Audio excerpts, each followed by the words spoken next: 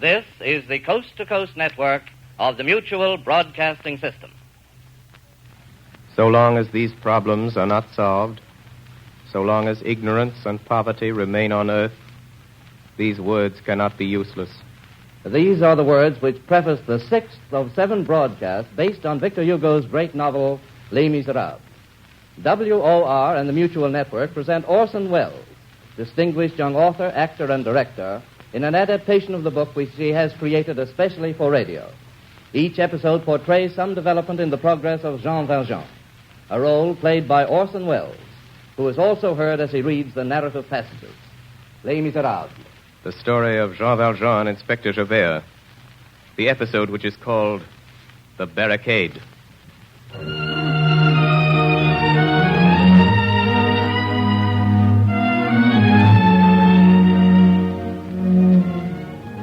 Official order, delivered under seal, March 9th, 1821. Inspector Javert will seize the body of Monsieur Madeleine, the mayor of Montreux, who has identified himself this day in court as the discharged convict, Jean Valjean.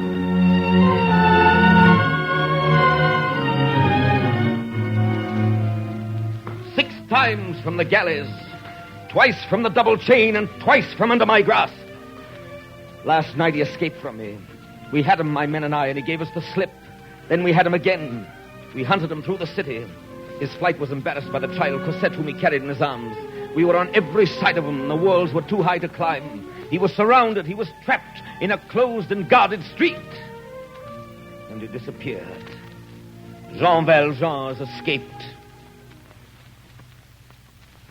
1832. Sedition, mutiny, rebellion. These are dangerous times. Never before has the vandalism and the lawlessness of the mob had such reign. The very government is in peril, and there are whispers of another revolution in France. We of the police are wakeful and vigilant. Here in Paris, the riotings of the people, led by some party of young fanatics, has grown to downright insurrection. And I have today intelligence of a barricade to be erected in a certain section of the city. True or no, this rumor is worthy of attention, and I'm going there in disguise to mingle with the revolutionaries. Today, June 6th, is the anniversary of Jean Valjean's escape. It's the date of my failure as a police officer. 30 years now I've been in his service.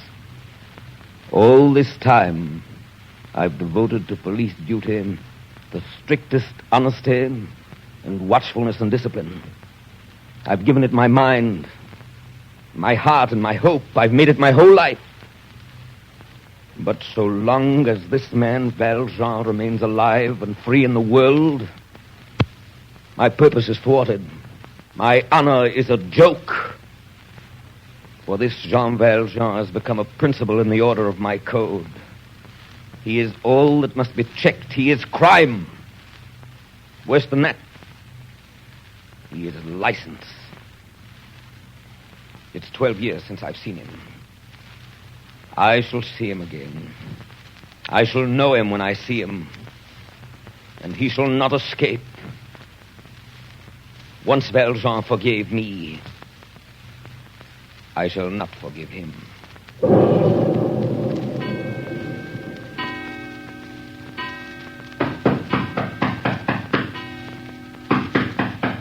Cosette? Cosette, is something wrong? Cosette! Yes? May I come in? Yes, Father. My little one, you haven't stirred from your room this whole day. Now tell me something.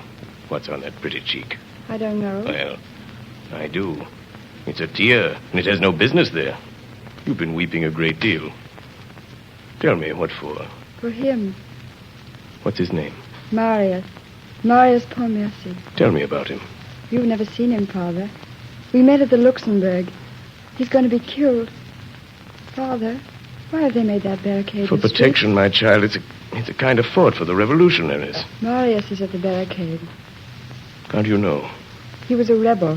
He'd pledged himself to the insurrection. He told me that. When did you see him last? I haven't seen him at all for 2 months. We used to meet in the garden of the old house, and I was afraid to tell you. He may not be at the barricade. I got this letter. It came this morning. Let me see, little one. To Mademoiselle Cosette Fauchelevent, Monsieur Fauchelevent's Rue Lame, number 7. Our marriage was impossible. I have asked my grandfather. He has refused. I am without fortune, and you also. You know the promise that I gave you. I keep it. I die. I love you. When you read this, my soul will be near you. Marius. They say that the soldiers from the government have brought cannon and aimed them at the barricade. That will end it. All day I've sat here, listening. When I hear the first cannon, I'll know surely that he's dead.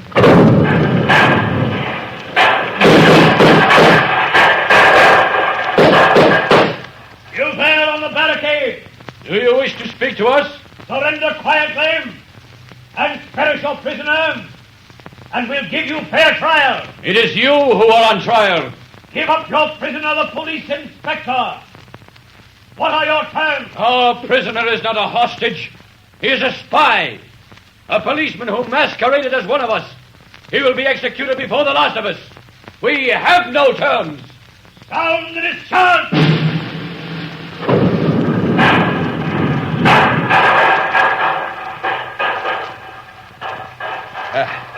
Take him on here. I'll hold the north barricade.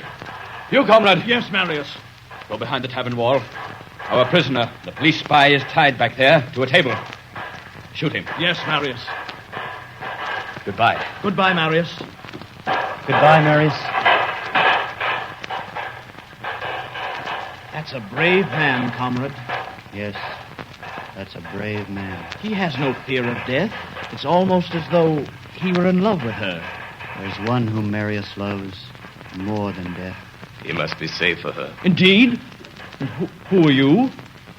I am her father. The father of Cosette? What are you doing here? How did you get into the barricade? No matter. I've come to save your comrade. He must not know that I'm here. Sound the discharge!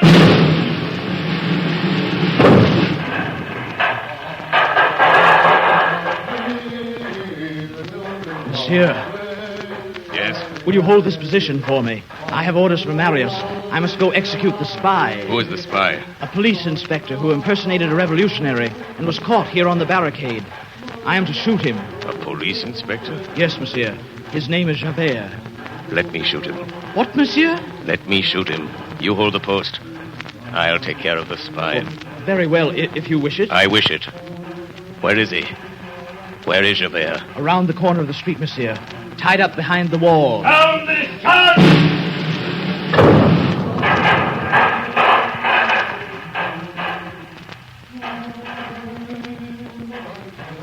Jean Valjean. Javert. I might have expected this. To find you here amongst vandals and insurrectionists. Amongst cutthroats and destroyers of public property. God, this is as it should be. Well, hurry up. I'm tied. You've got a gun. Justice is chained and the convict is free. Go on, Jean Valjean, you've got a gun. Why did you do that? Why did you do that? Jean Valjean, why did you fire that gun in the air? Why didn't you shoot me? Have you got a knife? I knew it. Assassin. Where is your knife? In the side pocket of my coat. Assassin. Knifer. I knew you'd use a knife. You're cutting my ropes. You're cutting my ropes. Why are you doing that? Well, I'm free. But I'm unarmed. Take your revenge. You may go. What do you mean? The back streets are open. You're known to the army. They'll recognize you and you'll be safe. There's none here but us. You fool. Let me go and I'll get you. You know that. Alive or dead.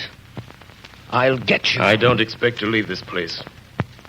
But if I should, you can find me under the name of Fauchelevent in the Rue de l'Armée, number 7. Fauchelevent. Rue de l'Armée. Why don't you kill me? Number 7.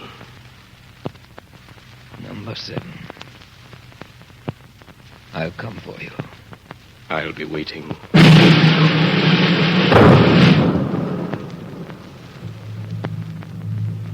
It is the story of the barricades.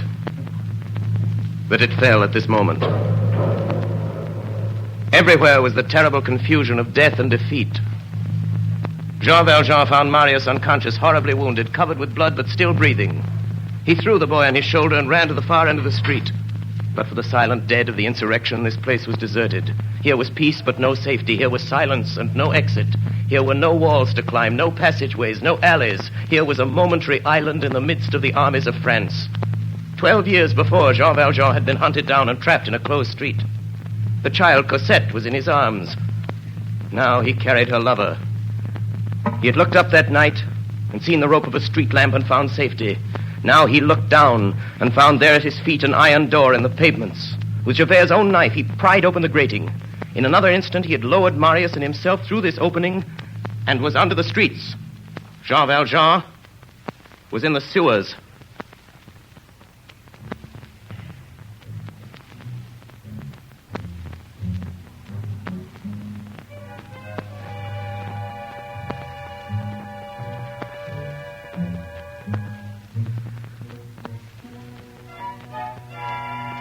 Paris has another Paris under herself.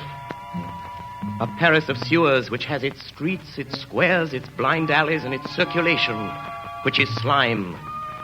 The sewer is the conscience of the city. In this lurid place there is darkness, but there are no secrets. Underneath these vaults we breathe the enormous fetidness of social catastrophe. We see reddish reflections on the corners. There flows a terrible water in which bloody hands have been washed. It was in the sewer of Paris that Jean Valjean found himself. In a moment he had passed from broad day to obscurity, from noon into midnight. He was wading in the hideous muck of the city. His first sensation was blindness. He reached out his hand and touched the wall on one side, then on the other, and realized that the passage was narrow. He slipped in the water. A whip of fetidness informed him where he was. The frenzied storm of murder which was raging a few feet above him reached him only as a stifled and indistinct rumbling. From the flashing whirl of the combat to this cavern of miasmas and pitfalls. After chaos, the cloaca. Jean Valjean had fallen from one circle of hell into another. He advanced one step at a time, fearing a hole, a pit, or some gulf. Marius's arms were pressed about his neck. Only a thin, warm trickle of blood from his mouth indicated that he was still alive. There was no thought of resting. He plunged on, feeling his way through the stinking corridors, the foul water rising above him, the darkness deeper than ever. But this depth assured him. And then all at once he saw before him his own shadow. Jean Valjean turned around. He could distinguish a police patrol. They were searching for him, hunting him down.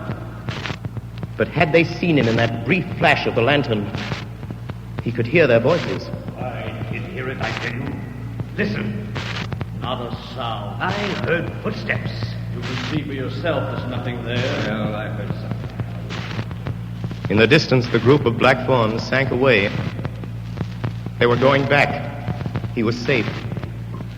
Slowly, as the ruddy glare of the lantern disappeared, the silence became deep again, and blindness and deafness resumed possession of the dark. He started again. The advance became more and more laborious. There was mist, there was miasma, and there was darkness. Marius, dead perhaps, weighed heavily upon him. Then suddenly Jean Valjean had reached an angle of the sewer, and he saw before him at the extremity of the passage a light. This time it was not the terrible ruddy light of the police. It was a good and white light. It was day. He saw the outlet. He felt exhaustion no more. He felt Marius's weight no longer. He ran rather than walked. He reached the outlet. There he stopped. The arch was closed by a grating. A grating held in a stone frame by a stout lock. The grating did not stir. Its lock held fast. And suddenly Jean Valjean knew that a man was there, standing beside him, waist deep in the water. A man standing in the darkness. I've been waiting for you. It was Javert. You got here sooner than I expected. Inspector Javert? Yes, Jean Valjean. Grant me one favor. This boy is dying. Before you take me to prison, help me to carry him to his home. There's a carriage waiting on the beach.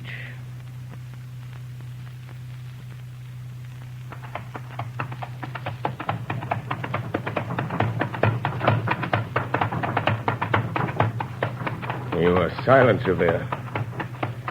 I should think you would be happy.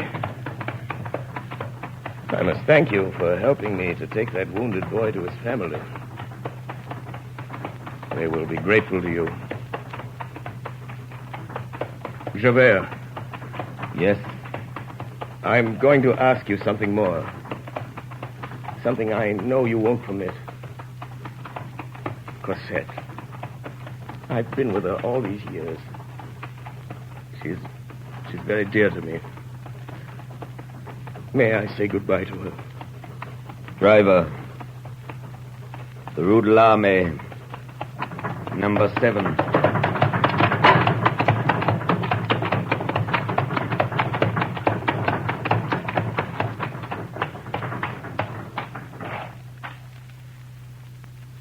Well, here's your home. Go up and see her. What are you waiting for? I'm waiting for you. I'll be here, below in the street. Then you trust me? I'll wait in the street. Jean Valjean ran up the stairway to Cosette's little room. He stopped at the landing and looked back through the window. He was bewildered by what he did not see. There was nobody in the street. Javert was gone.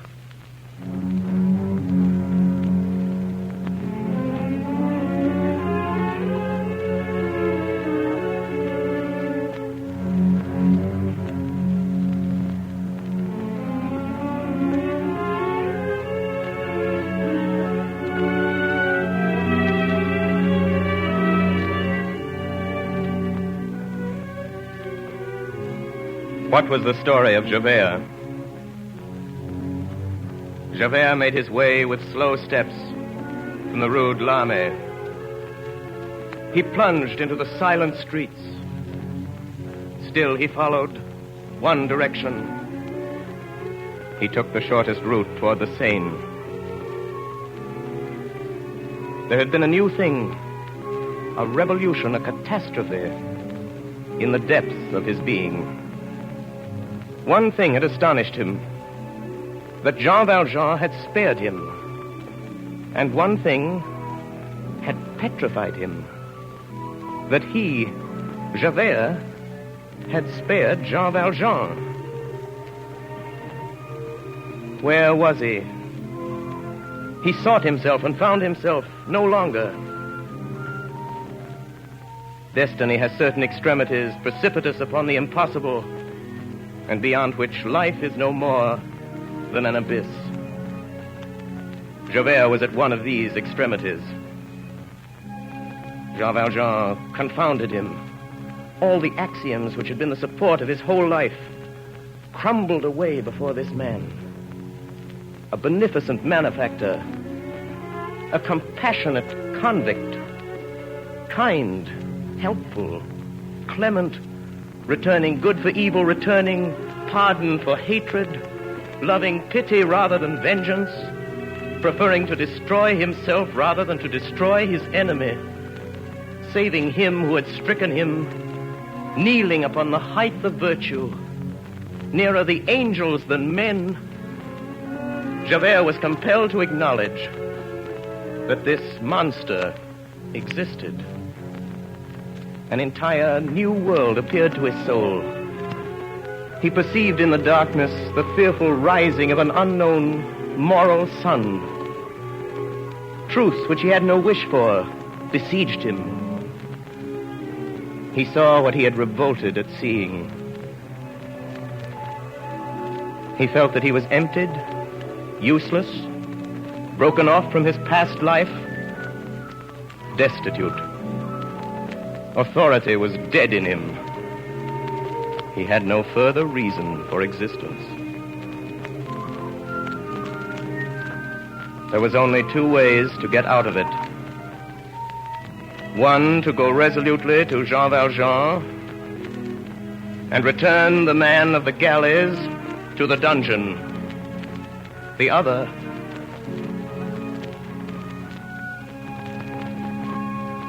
Javert made his way with a firm step toward the post indicated by a lamp at one of the corners of the Place du Châtelet. On reaching it, he entered. There was a policeman there. Javert gave his name, showed his card to the sergeant, and sat down at the table of the post on which a candle was burning. There was a pen on the table, a leaden inkstand, and some paper in readiness for chance reports and the orders of the night patrol. Javert took the pen and a sheet of paper and began to write. This is what he wrote. From the notebook of Inspector Javert, some observations for the benefit of the service. First, I beg Monsieur le Préfet to glance at this.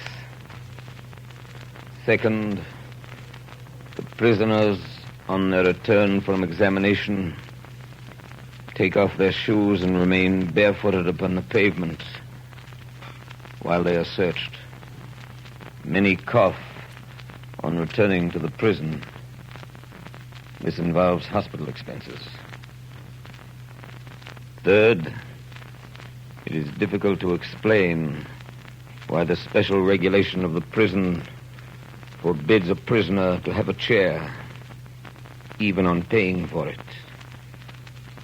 Fourth, the prisoners called barkers, who call the other prisoners to the parlor, make the prisoner pay them 2 sous for calling his name distinctly. This is a theft. Fifth, for a dropped thread, they retain 10 sous from the prisoner in the weaving shop. This is an abuse on the part of the contractor, since the cloth is just as good. Sixth, it is certain that gendarmes are every day heard relating in the yard of the prefecture the examinations of those brought before the magistrates. For a gendarme who should hold such things sacred to repeat what he has heard in the examining chamber is a serious disorder. Javert, Inspector of the First Class. June 7th, 1832. About 1 o'clock in the morning. Javert dried the fresh ink on this paper, folded it very carefully, like a letter, sealed it, wrote on the back a note for the administration, left it on the table, and went slowly out of the post. The glazed and grated door closed behind him. He crossed the Place du Châtelet and gained the quay. Here was darkness. Darkness complete. It was that sepulchral and terrible moment which follows midnight. Javert was standing exactly over the rapids of the Seine, perpendicularly over that formidable whirlpool which knots and unknots itself like an endless screw. Javert bent his head and looked. All was black. What was beneath was not water. It was chasm. The wall of the quay abrupt, confused, mingled with vapor, suddenly lost to sight, seemed to him like an escarpment of the infinite. Javert, Inspector of Police, 30 years in the service of France, stood there on that promontory of the darkness, and looked into the end of the night. He saw nothing. But he perceived the hostile chill of the water and the insipid odor of the moist stones. A fierce breath rose up from that abyss. The swollen river guessed at rather than perceived the tragical whispering of the flood, the dismal vastness of the arches of the bridge, the imaginable fall into that gloomy void. All that shadow was full of horror. Javert remained for some minutes motionless on that pinnacle in the middle of the midnight, gazing into that opening of darkness. Then suddenly, without a sound, no expression on that great, bearded, beastly face, he took off his hat and laid it on the edge of the quay. A moment afterwards, a tall black form appeared standing on the parapet, bent toward the Seine, then sprang up and fell straight into the darkness. It is the last that was ever seen of Inspector Javert.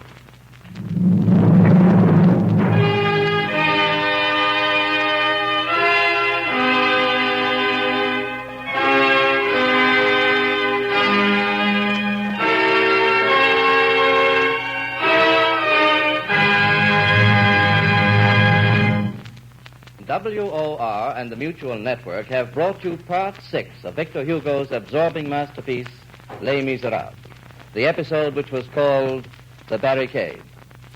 Orson Welles, distinguished young author, actor, and director, played the role of Jean Valjean and was also heard reading the narrative passages.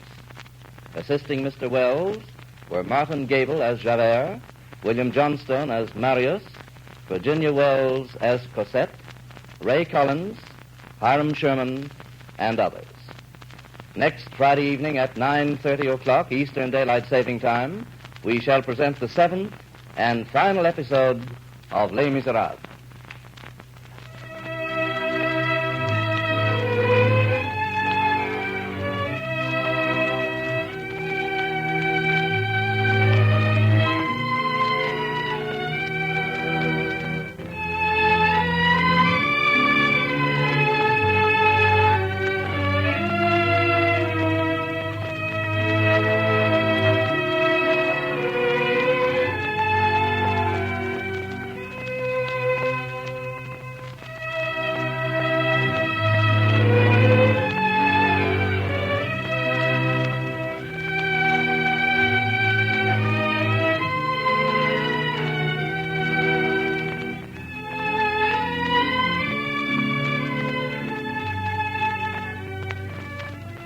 This is the Coast to Coast network of the Mutual Broadcasting System.